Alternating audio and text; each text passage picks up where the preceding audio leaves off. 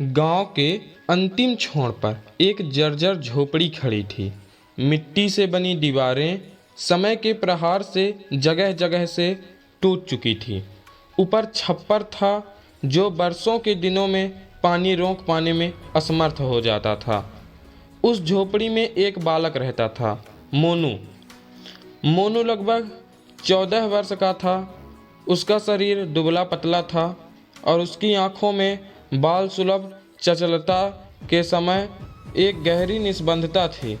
गांव के लोग उसे केवल एक अनाथ बालक के रूप में जानते थे। उसका इस संसार में कोई अपना नहीं था, न माता न पिता और न ही कोई संबंधी। उसके माता पिता का देहांत उसके बाल्यकाल में ही हो गया था। उस समय से वह अपने भाग्य के सहारे जीवन यापन कर रहा था। गांव के किसी व्यक्ति ने उसे अपने संरक्षण में लेने का प्रयास किया। पंचायत ने भी यह कहकर अपने कर्तव्य की इतिश्री कर ली कि बालक अपनी झोपड़ी में रहे और श्रम करके अपना जीवन निर्वाह करे। मोनू का प्रत्येक दिन एक नई परीक्षा लेकर आता था।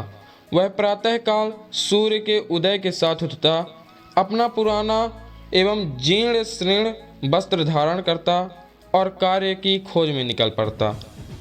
उसके जीवन में न तो शिक्षा का स्थान था और न ही खेल कूद का।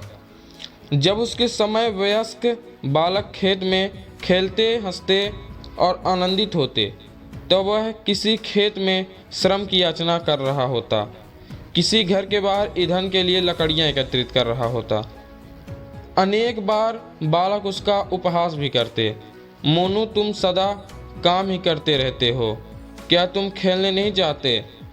मोनू उन वचनों को मौन भाव से सुन लेता। वह न तो प्रयुक्त देता और न ही किसी से शिकायत करता।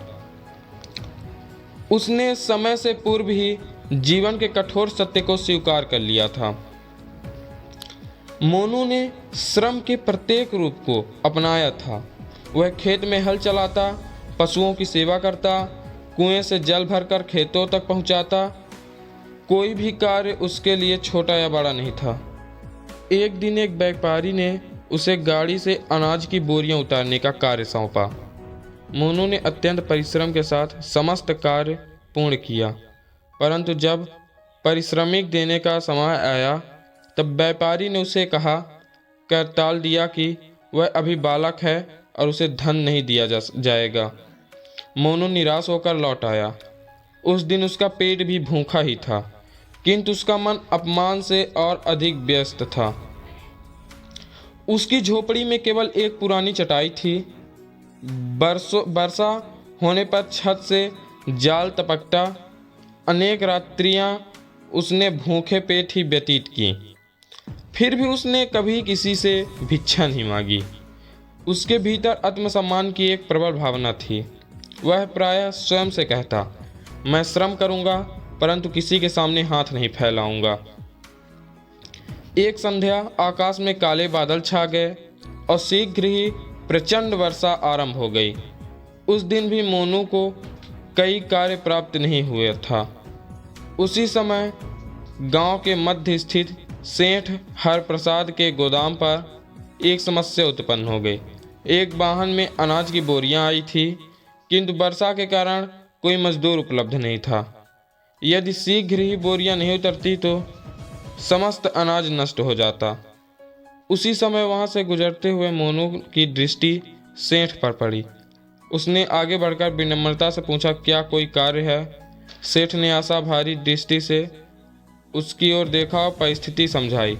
मोनू ने बिना विलंब के कार्य स्वीकार कर लिया। वर्षा तीव्र थी, मार्ग फिसलना भारी था और बोरियां अत्यंत भारी थी।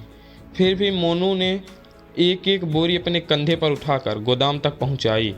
वह गिरा, संभला, परंतु रुका नहीं। लगभग 2 घंटे के अथक परिश्रम के पश्चात उसने समस्त बोरियां सुरक्षित स्थान पर रख दी। सेठ हरप्रसाद उसके परिश्रम और निष्ठा से अत्यंत प्रभावित हुए। उन्होंने न केवल उसे उचित पारिश्रमिक दिया, अपितु उसे अपने गोदाम में स्थायी कार्य में प्रदान किया। अब मोनू को प्रतिदिन कार्य की खोज में भटकना नहीं पड़ता था। उसका जीवन धीरे धीरे व्यवस्थित होने लगा।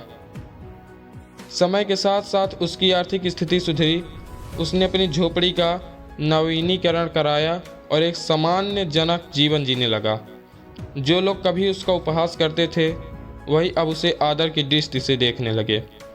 एक दिन एक बालक उसके पास आया और बोला, मैं भी आपके समान बनना चाहता हूँ। मोनू ने उसे सरल शब्दों में उत्तर दिया, परिश्रम से कभी मत भागो। यदि तुम श्रम को अपना मित्र बना लोगे तो जीवन में सब कुछ प्राप्त कर सकते हो। मोनू का जीवन इस सत्य का प्रमाण बन गया कि परिश्रम ही सफलता की वास्तविक कुंजी है। यदि जीवन में कोई नशा करना है तो वह परिश्रम का होना चाहिए, क्योंकि परिश्रम ही वह मार्ग है जो मनुष्य को सम्मान, आत्मनिर्भरता और सफलता की ओर ले